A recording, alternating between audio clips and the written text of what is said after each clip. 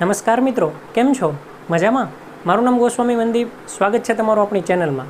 મિત્રો, વિજ્ઞાન છે એ મુખ્યત્વે 3 ભાગમાં વહેંચાયેલું છે: ફિઝિક્સ, કેમેસ્ટ્રી અને બાયોલોજી. એટલે કે ભૌતિક વિજ્ઞાન, રસાયણ વિજ્ઞાન અને જીવ વિજ્ઞાન.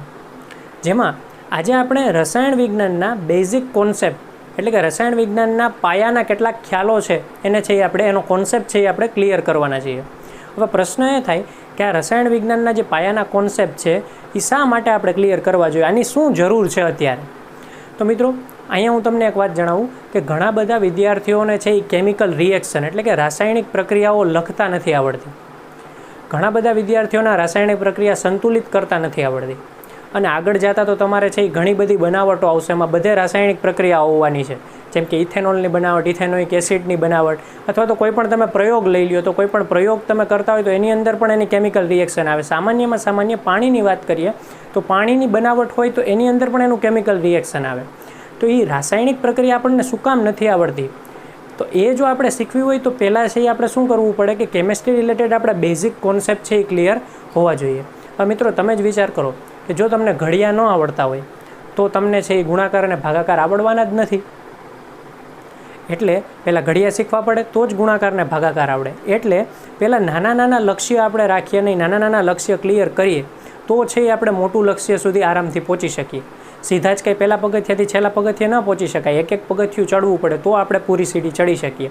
કંઈક એવી જ વાત છે કે કોઈ પણ કેમિકલ રિએક્શન છે, રાસાયણિક પ્રક્રિયા છે કે કોઈ પણ બનાવટની અંદર ક્યાં કયો બોન્ડ બને છે, ક્યાં કયો બંધ બને છે, ક્યાં બંધ છે એ તૂટે છે, બરાબર, ક્યાં ડબલ બોન્ડ આવે, ક્યાં ટ્રિપલ બોન્ડ આવે, આવી બધી વસ્તુમાં જ્યાં આપણને ટપ્પો નથી પડતો ને એનું કારણ શું છે કે રસાયણ વિજ્ઞાનના બેઝિક કોન્સેપ્ટ આપણા ક્લિયર નથી.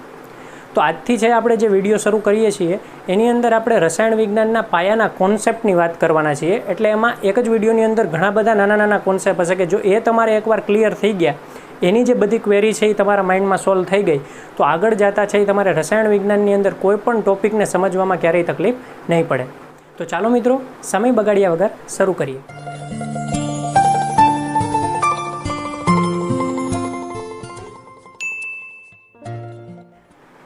તો મિત્રો, કેમેસ્ટ્રી રિલેટેડ જે આપણે બેઝિક કોન્સેપ્ટ ક્લિયર કરવાના છીએ એની અંદર પહેલો કોન્સેપ્ટ છે એ છે તત્વ, મિશ્રણ અને સંયોજન.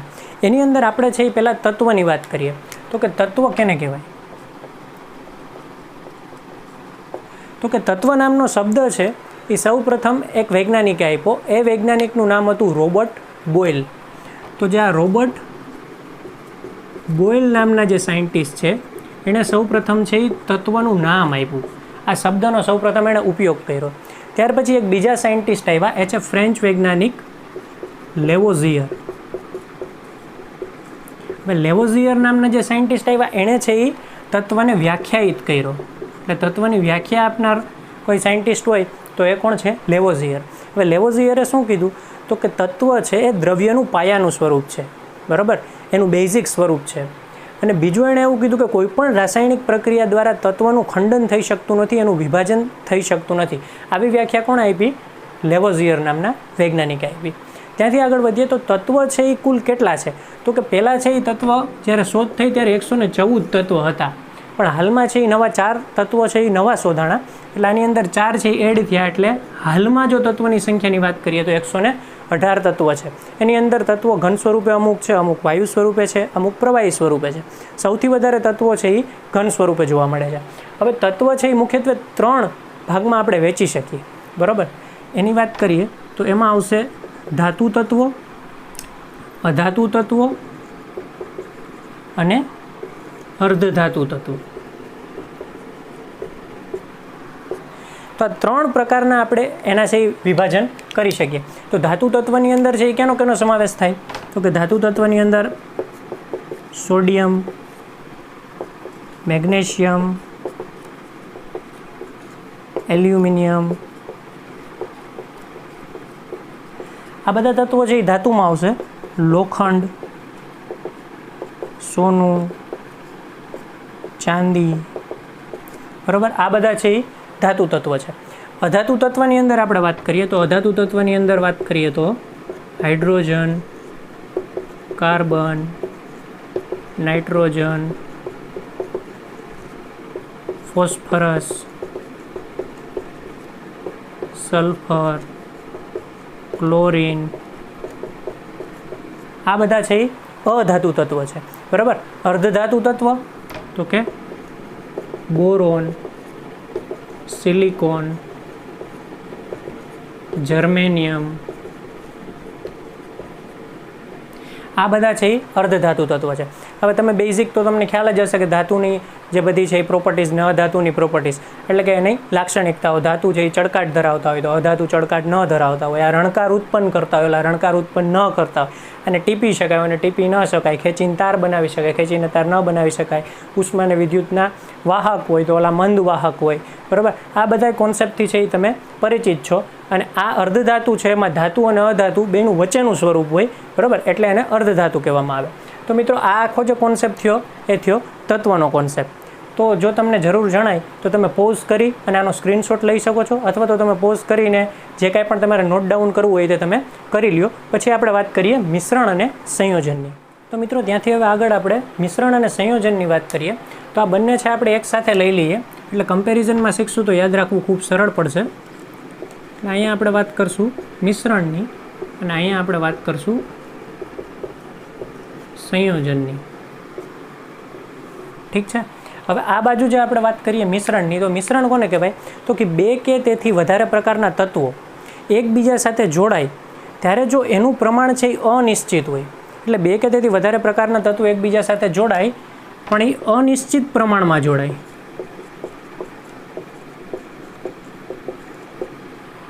ત્યારે એ છે એ મિશ્રણની રચના કરે. એક તમને ઉદાહરણ આપું. દાખલા તરીકે આપણે લઈએ પાણી અને પાણીમાં નાખીએ ખાંડ, તો શું બનશે? ચાસણી બનશે. તો અહીંયા છે તમે 1 ગ્લાસ પાણી નાખો અને એમાં 1 મુઠ્ઠી ખાંડ નાખો, અથવા તમે 1 ડોલ પાણી લ્યો અને એની અંદર 2 મુઠ્ઠી 3 મુઠ્ઠી ખાંડ નાખો. તો પ્રમાણ છે એનું કંઈ મહત્ત્વ નથી, બરાબર. અનિશ્ચિત પ્રમાણ છે. કોઈ પણ પ્રમાણમાં તમે છે એ ખાંડને પાણી મિક્સ કરશો તો ચાસણી બનશે. એવી રીતે છે એ તમે પાણીની અંદર મીઠું નાખો, બરાબર. તો ખારું પાણી બનવાનું જ છે. પાણીની અંદર છે એ તમે મીઠું નાખો તો પાણીનું પ્રમાણ ગમે એટલું લ્યો અને મીઠાનું પ્રમાણ ગમે એટલું લ્યો. એટલે આને શું કહેવાય કે જ્યાં પ્રમાણ નિશ્ચિત ન હોય એને શું કહેવાય? મિશ્રણ. જ્યારે સંયોજનનો કોન્સેપ્ટ શું છે? તો કે અહીંયા બે કે તેથી વધારે પ્રકારના તત્વો જોડાશે પણ એ રાસાયણિક પ્રક્રિયાથી જોડાશે અને સાથે સાથે અહીંયા જે બે કે તેથી વધારે પ્રકારના તત્વો જોડાશે એનું પ્રમાણ નિશ્ચિત હશે.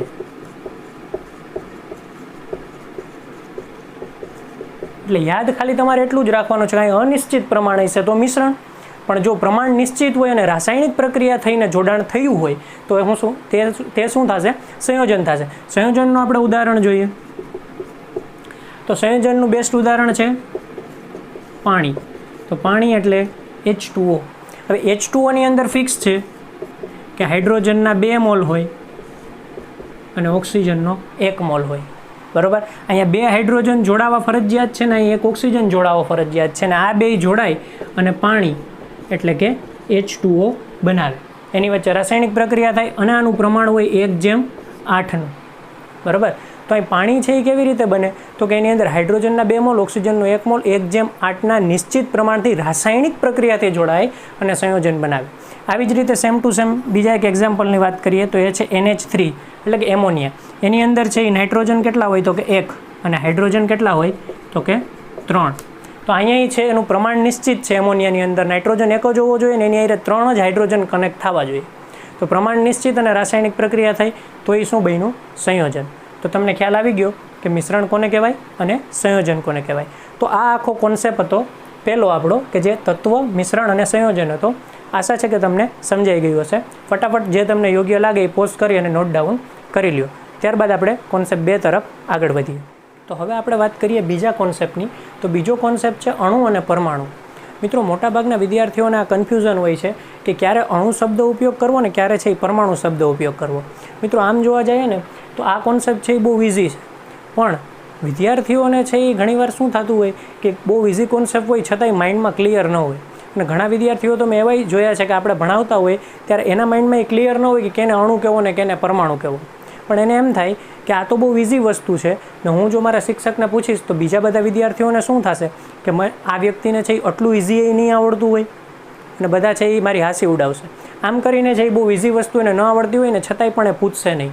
પણ મિત્રો ખાસ મારે તમને અહીંયા કહેવાનું કે કાંઈ પણ વસ્તુ છે એ બહુ ઇઝી હોય કે અઘરી હોય, કોઈ પણ બાબત હોય, તમારે છે એ બેઝિઝક છે એ તમારા શિક્ષકને છે એ ચાલુ વર્ગ દરમિયાન હાથ ઊંચો કરીને પૂછી લેવું જોઈએ. કારણ કે એક વખત જો તમે પૂછી લેશો તો શું થશે કે એક વખત ભલે કદાચ તમારી હાંસી ઉડાવે, બરાબર, એક વખત છે ભલે તમારું નામ મૂરખમાં લખાય, પણ જો તમે એ એકવાર પૂછી લેશો ને તો તમારો કોન્સેપ્ટ ત્યાં ક્લિયર થઈ જશે. પછી આગળ છે એ ગમે ત્યારે અણુ પરમાણુ જેવા શબ્દો આવશે તો તમે એનું ઇઝીલી છે એ તમને વસ્તુનો આઈડિયા આવી જશે. પણ જો તમે જે તે સમયે નહીં પૂછો, શરમાશો, બરાબર, તો દરેક વખતે તમારું નામ મૂરખમાં લખાશે. કારણ કે દરેક વખતે છે આ પ્રશ્ન તમારા મગજની અંદર રહેશે, બરાબર ને. છેલ્લે એક્ઝામ આવશે ને ત્યારે આ પ્રશ્ન છે એ તમને નડશે અથવા તો તમારા માઇન્ડની અંદર આ કોન્સેપ્ટ ક્લિયર નહીં થાય. તો મિત્રો અહીંયા છે હું તમને એકદમ ઇઝી રીત અણુ અને પરમાણુ સમજવા માટેની આપવાનો છું, તો ખાસ જોજો. તો પહેલાં આપણે એક તમને હું ટ્રીક આપું અહીંયા. આ છે એક અણુ અને આ છે પરમાણુ. હવે ટ્રીકની અંદર શું છે, આપણે છે એના અક્ષર ઉપર જવાનું છે. તો અહીંયા છે એ કેટલા અક્ષર છે, તો કે 2 અક્ષર છે અણુમાં, અને પરમાણુમાં કેટલા અક્ષર છે, તો કે 4 અક્ષર છે. તો અક્ષરની દ્રષ્ટિએ આપણે વાત કરીએ તો ઓછા અક્ષર કેના છે, તો કે અણુના. જેના ઓછા અક્ષર છે ને એ મોટું સ્વરૂપ છે,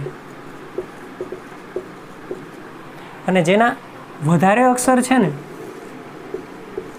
એ છે એ નાનું સ્વરૂપ છે.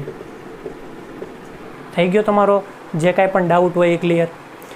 અહીંયા છે અણુ અને પરમાણુની વાત આવે તો મોટું કોણ, તો કે અક્ષર છે એ કેના ઓછા છે, તો કે અણુનો. તો જેના અક્ષર ઓછા છે ને એ મોટું સ્વરૂપ છે, અને જેના અક્ષર વધારે છે, બરાબર, 2 કરતાં 4 વધારે છે, તો એ છે એ નાનું સ્વરૂપ છે. એટલે અણુ છે એ હંમેશા મોટો હોય છે અને પરમાણુ છે હંમેશા નાનો હોય છે. મિત્રો એક ઉદાહરણ આપું. આપણે છે જ્યારે મકાન બનાવીએ તો એમાં સૌથી પાયાની વસ્તુ શું હોય, તો કે ઈંટ હોય, બરાબર. તો ઈંટ ઉપર ઈંટ છે એ ચણાતી જાય અને મકાનની રચના થતી જાય, બરાબર. તો એવી જ રીતે કોઈ પણ દ્રવ્ય છે, કોઈ પણ તત્વ છે, એનું જે પાયાનું સ્વરૂપ છે સૌથી નાનું, એ શું થશે, પરમાણુ થશે, બરાબર. તમને ઉદાહરણ આપો એટલે તમારે વધારે ક્લિયર થશે. દાખલા તરીકે જો આપણે વાત કરીએ હાઇડ્રોજન, તો હાઇડ્રોજન શું થશે, તો કે હાઇડ્રોજન શું થશે, નાનું સ્વરૂપ છે એટલે એ થશે પરમાણુ. તમને કોઈ કહે કે ઓક્સિજન શું છે, અણુ કે પરમાણુ, તો ઓક્સિજન શું થશે, પરમાણુ. પણ જો તમને કોઈ એમ પૂછે કે H2O શું થશે, તો કે H2O છે એ આખો એક અણુ છે. H2O શું છે, આખો એક અણુ છે. કારણ કે એ સ્વરૂપ કેવું થઈ જશે, મોટું થઈ જશે. પણ H2Oની અંદર પાછા 2 હાઇડ્રોજન છે, તો આ પાછો પરમાણુ, આ પાછો પરમાણુ, ઓક્સિજન પાછો પરમાણુ, અને આ બધું ભેગું થઈ જાય અને H2O બની જાય તો એ અણુ થઈ જાય. ખ્યાલ આવ્યો? હજુ એક ઉદાહરણ તમે જો. નાઇટ્રોજન શું છે, પરમાણુ. હાઇડ્રોજન શું છે, પરમાણુ. પણ NH3ની વાત કરીએ તો NH3ની અંદર શું હશે, તો કે 1 નાઇટ્રોજનનો પરમાણુ હશે અને 3 હાઇડ્રોજનના પરમાણુ હશે. આ બધા પરમાણુઓ ભેગા થઈને જે NH3 બનાવે તો NH3 શું થઈ જશે, અણુ થઈ જશે. ખ્યાલ આવ્યો? આવી જ રીતે આપણે વાત કરીએ CO2. તો CO2ની અંદર કાર્બન શું કહેવાય, તો કે કાર્બન છે એ પરમાણુ. 2 વાર ઓક્સિજન આવશે તો આ 2 ઓક્સિજન શું થશે, પરમાણુ. પણ આખો જે CO2 બનશે એ CO2 શું થશે, અણુ થશે. ખ્યાલ આવ્યો? એટલે આ વસ્તુ છે એ ખાસ માઇન્ડમાં રાખજો, આ ટ્રીક યાદ રાખજો કે જેના અક્ષર છે એ ઓછા હશે એ મોટું સ્વરૂપ, જેના અક્ષર વધારે હશે નાનું સ્વરૂપ. એનો મતલબ પરમાણુ છે એ હંમેશા નાનો હોય અને અણુ છે એ હંમેશા મોટો હોય. ખ્યાલ આવી ગયો? હવે તમને જરૂર જણાય તો તમે છે આનો સ્ક્રીનશોટ લઈ લો અથવા તો નોટ ડાઉન કરી લો. ત્યારબાદ આપણે આગળ વધીએ કોન્સેપ્ટ 3 તરફ. તો મિત્રો હવે આપણે કોન્સેપ્ટ 3ની વાત કરીએ. તો કોન્સેપ્ટ 3 છે પરમાણુ બંધારણ. તો પરમાણુના બંધારણની આપણે થોડીક પહેલેથી વાત લઈએ. તો સૌપ્રથમ એક સાયન્ટિસ્ટ થઈ ગયા ગોલ્ડસ્ટીન નામના. આ જે ગોલ્ડસ્ટીન નામના સાયન્ટિસ્ટ છે એણે પ્રોટોનની શોધ કરી. હવે પ્રોટોનની શોધ કરી એની સંજ્ઞા એણે આપી P.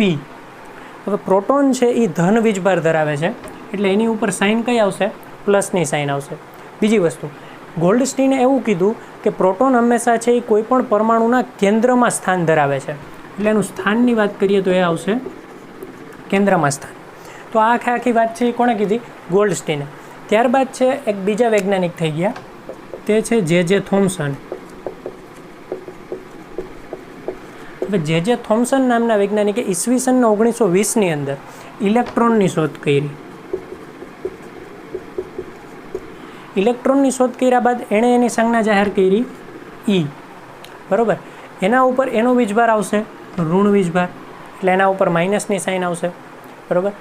એણે વાત કરી કે આ જે ઇલેક્ટ્રોન છે એ પરમાણુની કક્ષામાં ફરતે બાજુએ ગતિ કરતા હોય. એટલે પરમાણુના કેન્દ્રમાં જે ગોલ્ડસ્ટીને કીધું કે એ પ્રોટોન રહેલા હોય. જે થોમ્સને શું કીધું કે ઇલેક્ટ્રોન છે એ પરમાણુ કેન્દ્રની ફરતે જે કક્ષાઓ છે એમાં છે એ ભ્રમણ કરવાનું કામ કરે. તો એ ક્યાં હશે? તો કે કેન્દ્રની ફરતેની કક્ષાઓમાં. બરાબર. તો આ વાત થઈ પ્રોટોન અને ઇલેક્ટ્રોનની. ત્યારબાદ એક રુથરફોર્ડ નામના વૈજ્ઞાનિક થઈ ગયા.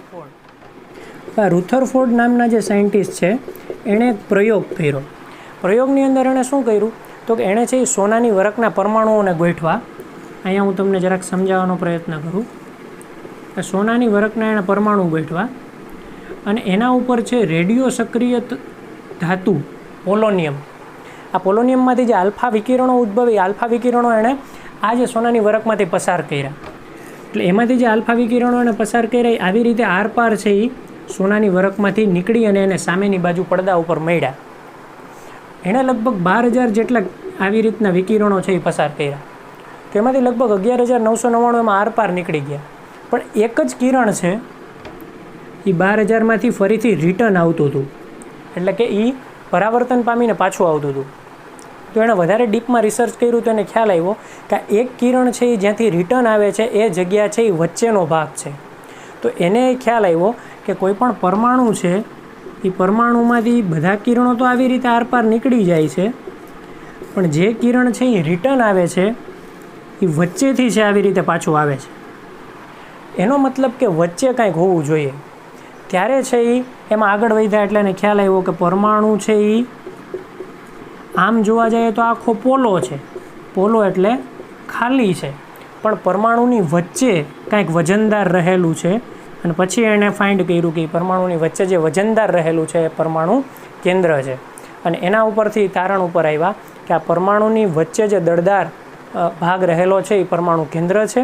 અને આ પરમાણુ કેન્દ્ર છે એ આખા પરમાણુ કરતાં 10⁵ જેટલું નાનું છે. અને પછી આગળ આવ્યા એમાં કે ભાઈ પરમાણુ કેન્દ્રની અંદર પ્રોટોન રહેલો છે અને એની ફરતી બાજુએ ઇલેક્ટ્રોન છે એ ગતિ કરે છે. આ કોન્સેપ્ટ છે એણે આ પ્રયોગ ઉપરથી છે એ તારવ્યો. ત્યારબાદ છે એ ગોલ્ડસ્ટીન અને જે થોમ્સનને આ રુથરફોર્ડનો સપોર્ટ મળ્યો. એટલે પ્રોટોન અને ઇલેક્ટ્રોનની થિયરી છે એ વધારે સ્ટ્રોંગ બની. ત્યારબાદ એક નવા વૈજ્ઞાનિક આવ્યા ઈસવીસન 1932માં. આ વૈજ્ઞાનિક હતા ચેડવિક. હવે જે ચેડવિક નામના વૈજ્ઞાનિક છે એણે છે એ ન્યુટ્રોનની શોધ કરી. ન્યુટ્રોનની શોધ કરી તેવી જેમ પ્રોટોન અને ઇલેક્ટ્રોનની સંજ્ઞા છે એમ એણે ન્યુટ્રોનની સંજ્ઞા આપી n. પ્રોટોન ધન વીજભાર ધરાવે છે, ઇલેક્ટ્રોન ઋણ વીજભાર ધરાવે છે. જ્યારે ન્યુટ્રોન વીજભારની દ્રષ્ટિએ તટસ્થ છે, એટલે કે ધન વીજભાર નથી ધરાવતો ને ઋણ વીજભાર નથી ધરાવતો, એટલે એની ઉપર આવશે 0. એટલે એ વીજભારની દ્રષ્ટિએ કેવો છે? તટસ્થ છે. ત્યારબાદ ચેડવિકે કીધું કે જેમ પ્રોટોન કેન્દ્રમાં છે એવી રીતે ન્યુટ્રોનનું સ્થાન પણ પરમાણુના કેન્દ્રમાં જ રહેલું છે.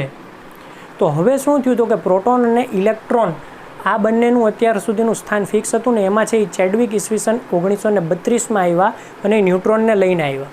તો હવે છે એ પરમાણુ ફાઇનલી કેવો થયો તો કે પરમાણુ આવી રીતનો હોય. અહીંયા પરમાણુના કેન્દ્રની આપણે કલ્પના કરીએ તો અહીંયા વચ્ચે છે એ પ્રોટોન રહેલો છે જેની શોધ કરી હતી ગોલ્ડસ્ટીને, જે ધન વીજભાર ધરાવે છે.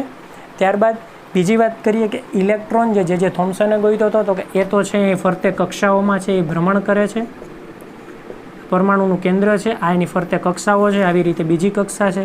તો ન્યાય ઇલેક્ટ્રોન આવી રીતે ફરતે ભ્રમણ કરતા હોય. બરાબર.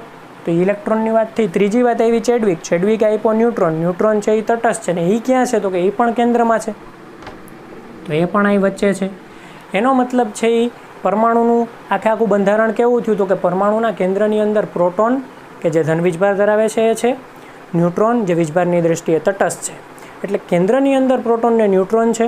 આ કેન્દ્રને ન્યુક્લિયસ પણ કહેવામાં આવે. ન્યુક્લિયસની અંદર પ્રોટોન ને ન્યુટ્રોન રહેલા છે અને એની ફરતે ની જે કક્ષાઓ છે ત્યાં ઇલેક્ટ્રોન છે એ ભ્રમણ કરે છે. તો આખી વાત છે એ પરમાણુના બંધારણની થઈ. બીજી એક વાત છે એ ચેડવિકે બીજી એક વાત એ પણ ખુલાસો કર્યો કે પ્રોટોન અને ન્યુટ્રોન આ બેયની સંખ્યાનો જો સરવાળો કરવામાં આવે તો આખા પરમાણુનું આપણને દળ મળે. પરમાણુનું દળ મળે એટલે કોઈ પણ પરમાણુનું એટોમિક માસ, બરાબર, એ એટોમિક માસ આપણે જો ફાઇન્ડ કરવું હોય તો એટોમિક માસ ફાઇન્ડ કરવા માટે તમારે કેન્દ્રમાં રહેલ પ્રોટોન અને ન્યુટ્રોનની સંખ્યાનો શું કરવો પડે? સરવાળો કરવો પડે. આ સૂત્ર મિત્ર ખૂબ અગત્યનું છે. પ્રોટોનનું દળ એટલે કે એટોમિક માસ એ બરાબર પ્રોટોનની સંખ્યા વત્તા ન્યુટ્રોનની સંખ્યા, બરાબર. એટલે કોઈ પણ પરમાણુનું તમારે દળ જોતું હોય તો તમારે પ્રોટોન ન્યુટ્રોનની સંખ્યાનો શું કરવો પડે? સરવાળો કરવો પડે. આ કેવી રીતે આપણે આ પરમાણુ દળ ફાઇન્ડ કરી શકીએ, કેવી રીતે પ્રોટોનની સંખ્યા, ન્યુટ્રોનની સંખ્યા, ઇલેક્ટ્રોનની સંખ્યા ફાઇન્ડ કરી શકીએ, બરાબર, આ બધું છે એ આપણે આગળના કોન્સેપ્ટમાં જોશું. અહીંયા છે આપણે આ પરમાણુના બંધારણનો આખો કોન્સેપ્ટ જોયો. આશા છે કે તમને કમ્પ્લીટલી સમજાઈ ગયું હશે. હવે છે એ તમે ફટાફટ જે નોટ ડાઉન કરવું એ નોટ ડાઉન કરી લ્યો, અથવા તો તમારે કંઈ જે કાંઈ પણ સ્ક્રીનશોટ લેવો હોય તો તમે સ્ક્રીનશોટ લઈ લ્યો ફટાફટ. પછી આપણે કોન્સેપ્ટ 4ની અંદર આગળ વધીએ. ત્યારબાદ હવે વાત આવે છે ચોથા કોન્સેપ્ટની. તો ચોથો કોન્સેપ્ટ છે પરમાણુની કક્ષાઓ. તો અહીંયા હવે જે વૈજ્ઞાનિક આવ્યા એનું નામ છે નીલ્સ બોહર. હવે નીલ્સ બોહર નામના વૈજ્ઞાનિકે શું કર્યું તો કે એણે પરમાણુનું મોડેલ આપ્યું. પરમાણુનું જે એણે બંધારણ આપ્યું એની અંદર એણે અગાઉની વાત હતી એ તો કીધી જ કે ભાઈ પરમાણુના કેન્દ્રની અંદર પ્રોટોન અને ન્યુટ્રોન એ રહેલા છે અને ફરતેની કક્ષાઓમાં ઇલેક્ટ્રોન ભ્રમણ કરે છે. આ એણે એઝ ઇટ ઇઝ રાખ્યું. અને એણે બીજી વાત એમાં એ એડ કરી કે તમામ જે આ પરમાણુ કક્ષાઓ છે એની અંદર એણે છે એ નામકરણ કર્યું કે પહેલી કક્ષાને શું કહેવાય, બીજીને શું કહેવાય, ત્રીજીને શું કહેવાય, ચોથીને શું કહેવાય, એને ઓળખવી કઈ રીતે, ક્યાં નામથી ઓળખવી, એ નામકરણ કરવાનું કામ નીલ્સ બોહરે કર્યું. બીજી વસ્તુ, કઈ કક્ષામાં કેટલા ઇલેક્ટ્રોન સમાઈ શકે, બરાબર, એનું કામ પણ નીલ્સ બોહરે કર્યું. તો પહેલાં આપણે વાત કરીએ કે એણે કક્ષાઓને કેવી રીતે નામ આપ્યા. આ ખાસ છે એ શીખવા જેવું છે મિત્રો. તો પહેલાં છે અહીં વાત કરી કે જે આ વચ્ચેનો ભાગ છે એ પરમાણુનું કેન્દ્ર છે. હવે અહીં વચ્ચે છે મારે પ્રોટોન અને ન્યુટ્રોન લખવાતા એટલે મેં સહેજ કેન્દ્ર મોટું કર્યું છે. બાકી તમે ખાલી એક ડોટ કરો તો પણ ચાલે. તો વચ્ચે જે રાઉન્ડ છે જેમાં પી ને એન તમને દેખાય છે એ છે પરમાણુનું કેન્દ્ર. તો પરમાણુનું કેન્દ્ર પછીની જે કક્ષા આવે એ પહેલી કક્ષા કહેવાય. તો એ કક્ષાનું જે નીલ્સ બોહરે એનું જે નામકરણ કર્યું એને કીધું એણે કે. તો કેપિટલ કે એટલે પહેલી કક્ષા. બીજી કક્ષા તો કે કે પછી આવે એલ એટલે કેપિટલ એલ બીજી કક્ષા. ત્રીજી કક્ષા તો કે એમ કેપિટલ એમ. અને ચોથી કક્ષા કેપિટલ એન. તો આ જે છે એ પહેલી કક્ષા થશે. કે છે એ એલ બીજી કક્ષા, ત્રીજી કક્ષા એમ, ચોથી કક્ષા એન. તો તમે જુઓ કક્ષા જે પહેલી છે એને આપણે શું કીધું કે. કક્ષા છે એ બીજી છે એને આપણે એલ કીધું. કક્ષા છે એ ત્રીજી છે એને આપણે એમ કીધું. અને ચોથી કક્ષા છે એને આપણે એન કીધું. હવે આને છે એના નંબર પ્રમાણે પણ આપણે ઓળખી શકીએ. જો તમારે આમ ન લખવું હોય તો આપણે બીજું એક આ રીતે પણ લખી શકીએ કે એના નંબર પ્રમાણે પહેલી કક્ષાને N1, બીજીને N2, ત્રીજીને N3 અને ચોથીને N4. એટલે જેટલામી કક્ષા એટલામાં એનો નંબર. એટલે આ પહેલી કક્ષા છે એને N1 તરીકે, બીજીને N2 તરીકે, ત્રીજીને N3 તરીકે અને ચોથીને N4 તરીકે પણ આપણે ઓળખી શકીએ. તો આ છે એ કક્ષાનું નામકરણ કોણે કર્યું? નીલ્સ બોહરે. બીજી નીલ્સ બોહરે એક બહુ સરસ વાત કરી કે કોઈ પણ પરમાણુની અંદર છે એ પ્રોટોનની સંખ્યા અને ઇલેક્ટ્રોનની સંખ્યા બે હંમેશા કેવી હોય છે? સરખી હોય. એટલે કે proton is equal to electron. એટલે કોઈ પણ પરમાણુ તમે લઈ લો એમાં પ્રોટોન અને ઇલેક્ટ્રોનની સંખ્યા સરખી હોય. એટલે શું થશે તો કે ભાઈ કોઈ પણ પરમાણુ હોય છે એમાં પ્રોટોન અને ઇલેક્ટ્રોનની સંખ્યા સરખી હોય છે. એટલે કે જેટલા ધન વીજભાર રહેશે એટલા જ ઋણ વીજભાર રહેશે. એટલે કોઈ પણ હંમેશા છે એ પરમાણુ છે એ બેલેન્સમાં રહેશે. એટલે જ તમને જો એક પ્રશ્ન તમે સાંભળ્યો હોય તો એવો પૂછાય કે પરમાણુ વીજભારની દ્રષ્ટિએ તટસ્થ છે, કારણ આપો. આવું ઘણીવાર તમે સાંભળ્યું હશે. તો આ પ્રશ્નનો જવાબ શું આવે? પરમાણુ વીજભારની દ્રષ્ટિએ શું કામ તટસ્થ છે? તો કે નીલ્સ બોહરે આ જ વાત કરી કે કોઈ પણ પરમાણુ તમે લઈ લો એના કેન્દ્રમાં જેટલા પ્રોટોન હશે, જેટલી એની સંખ્યા હશે એટલી જ સંખ્યામાં એની આજુબાજુ છે ઇલેક્ટ્રોન છે એ ભ્રમણ કરતા હશે. એટલે કે કોઈ પણ પરમાણુની અંદર પ્રોટોન અને ઇલેક્ટ્રોન બેયની સંખ્યા છે એ સરખી હશે. એટલે કોઈ પણ પરમાણુ છે એમાં પ્રોટોન અને ઇલેક્ટ્રોન બેયની સંખ્યા સરખી હોય એટલે એ શું કહેવાય? તટસ્થ કહેવાય. બરાબર. એટલે આ કોન્સેપ્ટની અંદર આપણે નીલ્સ બોહરે કીધેલી મુખ્ય 2 વાત શીખી કે દરેક કક્ષા અલગ અલગ નામકરણ ધરાવે છે, જે કે એલ એમ એન અથવા તો n બરાબર 1 2 3 કે 4 આવી રીતે આપણે એને અલગ રીતે ઓળખી શકીએ. દરેક કક્ષાને પોતાનું અલગ અલગ નામ છે. અને બીજી વસ્તુ આપણે એ શીખી કે કોઈ પણ પરમાણુ છે એ વીજભારની દ્રષ્ટિએ કેવો છે તો કે તટસ્થ છે, કારણ કે તેની અંદર પ્રોટોનની સંખ્યા અને ઇલેક્ટ્રોનની સંખ્યા હંમેશા સરખી હોય છે. તો આ વાત હતી કોન્સેપ્ટ 4ની. તો અહીંયા છે તમે પોઝ કરીને સ્ક્રીનશોટ લઈ લો અથવા તો તમને જે જરૂર જણાય નોટ ડાઉન કરી લો. ત્યારબાદ આપણે વાત કરીએ કોન્સેપ્ટ 5ની. હવે આપણે વાત કરીએ કોન્સેપ્ટ 5ની. તો 5મો કોન્સેપ્ટ છે પરમાણુની કક્ષાઓમાં ઇલેક્ટ્રોનની ગોઠવણી. તો અહીંયા છે એ 2 વૈજ્ઞાનિક આવ્યા. એમાં એક તો છે આગળ હતા જ નીલ્સ બોહર, કે જેણે આપણે કોન્સેપ્ટ 4ની અંદર વાત કરી કે પરમાણુનું બંધારણ આપ્યું. એની સાથે અહીંયા બીજા વૈજ્ઞાનિક જોઈન થયા, એનું નામ છે બરી. તો નીલ્સ બોહર અને બરી આ 2 વૈજ્ઞાનિકોએ ભેગા મળી અને અહીંયા છે એ પરમાણુનું જે કેન્દ્ર છે એની ફરતેની કક્ષાઓમાં કઈ કક્ષામાં કેટલા ઇલેક્ટ્રોન ગોઠવાયેલા હોય એનો આખો કોન્સેપ્ટ અહીંયા આપણી સામે છે એ ક્લિયર કર્યો. તો એના માટે છે એણે એક સૂત્ર આપ્યું કે ભાઈ કક્ષાની અંદર હાજર રહેલા ઇલેક્ટ્રોન માટેનું એણે જે સૂત્ર આપ્યું એ છે 2n². 2n², બરાબર. તો આપણને તરત પ્રશ્ન થાય કે n છે અહીંયા શું છે. હવે મેં તમને પહેલાં જ કીધું હતું કે જે પ્રથમ કક્ષા છે,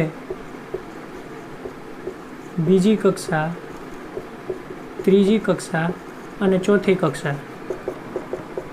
તો પ્રથમ કક્ષાને કે કીધું હતું, બીજીને l, ત્રીજીને m, ચોથીને n. બીજું આપણે એવું પણ કીધું હતું કે આ કક્ષાને n બરાબર 1 અને n બરાબર 2 અને n બરાબર 3 અને n બરાબર 4 પણ કહી શકાય. હવે આપણે વાત થઈ હતી, બરાબર.